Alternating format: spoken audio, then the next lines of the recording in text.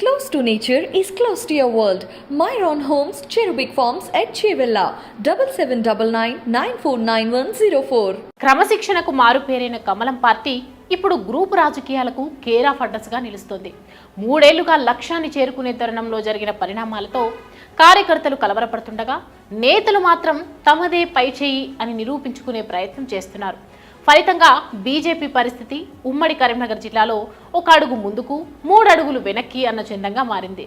Assembly ఎన్నికలు సమీపిస్తున్న ఉమ్మడి జిల్లా పరిధిలోని 13 నియోజకవర్గాల్లో ఎక్కడా కూడా పార్టీ శ్రేణులు ఆ దిశగా సమాయత్తమవుతున్న పరిస్థితులు కనిపించడం లేదు. నాయకుల్లోనూ ఎన్నికల ఉత్సాహం కనిపించడం లేదు. పార్టీ నాయకత్వం నుంచి వచ్చే మొక్కుబడి కార్యక్రమాలు మినహాయిస్తే క్యాడర్లో గతంలో ఉన్న జోష్ పూర్తిగా తగ్గిపోయిందనే అభిప్రాయం బలంగా వ్యక్తమవుతోంది. కరీంనగర్ ఎంపీగా బండి సంజయ్ గెలిచిన తర్వాత ఆయన వ్యతిరేక వర్గం పూర్తిగా వెనక్కి తగ్గింది. పార్టీ రాష్ట్ర అధ్యక్షునిగా బాధ్యతలు చేపట్టిన తర్వాత దాదాపు కనుమరుగైపోయిందని చెప్పవచ్చు. ఊహించని విధంగా సంజయ్ నాయకత్వానికి కేంద్రం సంపూర్ణ అండదండలు అందించడంతో సంజయ్కి వ్యతిరేకంగా లాబియింగ్ ఎంత చేసినా ఫలితం లేకుండా పోయింది. తమది అరణ్య రోధనే అన్న విషయాన్ని గుర్తించిన వ్యతిరేక వర్గం నేతలు సైలెంట్ అయ్యారు. అనూహ్యంగా ఎన్నికలకు ముందే సంజయ్ని పదవి నుంచి తొలగించడం, ఆయన స్థాయిని పెంచే కేంద్ర నాయకత్వం చొరవ చూపకపోవడం వ్యతిరేక శిబిరంలో ఒక్కసారిగా కొత్త ఉత్సాహాన్ని నింపింది. ఇప్పటికే సంజయ్ని దెబ్బతీసే అవకాశం కోసం ఎదురు చూస్తున్న నేతలందరూ ఇప్పుడు అలర్ట్ అయ్యారు.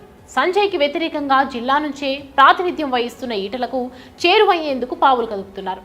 తరచూ రాజేందర్ కలుస్తూ ఆయనకు తమ మద్దతును ప్రకటించడం ద్వారా కనుమరుగయ్యారనే భావన నుంచి బయటపడుతున్నారు. కరీంనగర్ ఎంపీగా 2019లో బండి సంజయ్ గెలిచిన తర్వాత ఆయన అనుచర గణం గణనీయంగా పెరిగింది.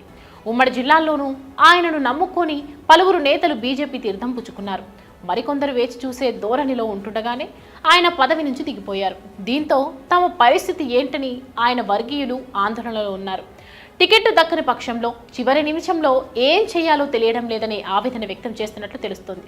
మరోవైపు ఈటల సన్నిహితులుగా కూడా మరికొందరు ఉమ్మడి జిల్లాలో అసెంబ్లీ ఎన్నికలపై దృష్టి సారిస్తున్నారు.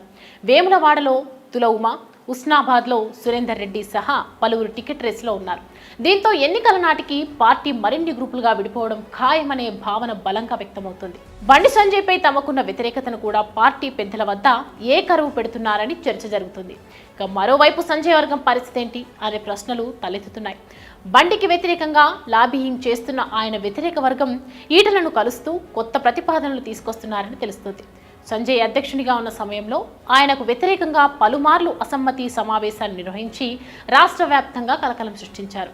ఇక టీఆర్ఎస్లో కీలక నేతగా ఉన్న ఈటల అనూహ్యంగా ఆ పార్టీని వీడి బీజేపీలో చేరారు.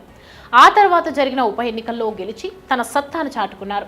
పార్టీ జాతీయ కార్యవర్గ సభ్యునిగా, చేరికల కమిటీ చైర్మన్గా నియామకమైన కూడా సంతృప్తి చెందని ఆయన తనకు తగిన ప్రాధాన్యత లేదంటూ అధిష్టాన వర్గం వద్ద చక్రం తిప్పారు. ఫలితంగా సంజయ్ని పదవి నుంచి తొలగిస్తూ ఈటలను పార్టీ ఎన్నికల నిర్వహణ కమిటీ చైర్మన్గా నియమించారు. దీంతో ఈటల ముందుగా తన సొంత జిల్లాలో పట్టు కోసం ప్రయత్నిస్తున్నారు. ఉప ఎన్నికల్లో గెలిచిన తర్వాత ఒకటి అరా తప్ప జిల్లా కేంద్రానికి కూడా ఈటల కన్నెత్తి చూడలేదు. బండి సంజయ్తో ఉన్న విభేదాలే ఇందుకు కారణమని చెబుతున్నారు. సొంత జిల్లాలో పట్టు సాధించిన తర్వాతే ఈటల జిల్లాలో అడుగు పెట్టాలని నిర్ణయించుకున్నట్లు తెలుస్తుంది. కాగా బండి సంజయ్ 2018లో కరీంనగర్ అసెంబ్లీకి, 2019లో కరీంనగర్ లోక్సభకు పోటీ చేసిన విషయం తెలిసిందే. అయితే ఇప్పుడు పార్టీ పరిస్థితి మెరుగుపడినందున సంజయ్ రెండింటిలో దేనికి పోటీ చేస్తారో ముందే తేల్చాలంటూ బండి వ్యతిరేక వర్గం ఈటల వద్ద ప్రస్తావిస్తున్నారని సమాచారం. ఎంపీగా ఉన్నందున ఎమ్మెల్యేగా పోటీ చేసే అవకాశం ఇవ్వదని అంటున్నారని తెలుస్తుంది. రెండింటికి ఆయనకి అవకాశం ఇస్తే తమ సంగతి ఏంటని అడుగుతున్నారని తెలుస్తుంది. ఏదో ఒక నిర్ణయం తీసుకుంటే రెండో దాని గురించి తాము ప్రయత్నాలు చేసుకుంటామని ఎన్నికల వరకు చెప్పకుండా ఉండడం సరికాదంటూ ఈటలకు చెబుతున్నట్టు తెలుస్తుంది. నేతలందరినీ ఈటల రాజేందర్ కలుస్తున్నా ఆయన ఒక్క మాట కూడా వ్యతిరేకంగా మాట్లాడటం లేదని సమాచారం.